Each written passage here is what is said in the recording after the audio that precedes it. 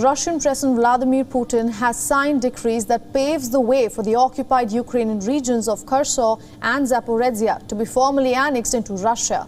The decrees say that Putin recognized the two regions as independent territories. This is the first step needed before Putin can go ahead with the plans to announce that the regions are now part of Russia. Putin is all set to host a ceremony in Kremlin today for annexing 4 regions of Ukraine: Luhansk, Donetsk, Kherson and Zaporizhzhia, that together adds up to about 15% of Ukraine's total territory. The decrees come after Russian authorities held referendums in the 4 regions on joining Russia. The referendums followed major setbacks for Russian troops in the battlefield, owing to Ukraine's counter-offensive earlier this month.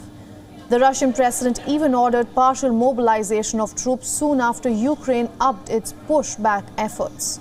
Meanwhile, Ukrainian President Volodymyr Zelensky is all set to hold an emergency meeting in the wake of Russian plans to annex 4 Ukrainian regions. Zelensky's office said that National Security and Defense Council would meet today. Further warning against the annexation ahead of the meet, Zelensky called on Russian citizens to stop their president. Meanwhile, the United Nations Security Council will also vote today on a resolution condemning the referendums. United Nations Secretary General Antonio Guterres too condemned Russia's plans to declare the annexation of occupied parts of Ukraine. Guterres called the move a dangerous escalation and that has no place in the modern world. This as it violates the UN Charter and international law. Any decision by Russia to go forward will further jeopardize the prospects for peace.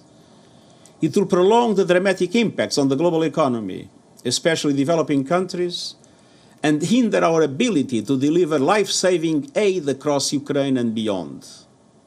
It is high time to step back from the brink. Now, the referendums were globally criticized. The Western leaders called out Russia's sham referendums, claiming that the outcomes would not get any recognition. The global outrage came after Russia claimed that the 4 Ukrainian regions will fall under Moscow's nuclear umbrella once they have been formally incorporated into Russia. Putin has also said that he could use nuclear weapons to defend Russian territory if necessary. Washington and the European Union are set to impose additional sanctions on Russia over the annexation plan.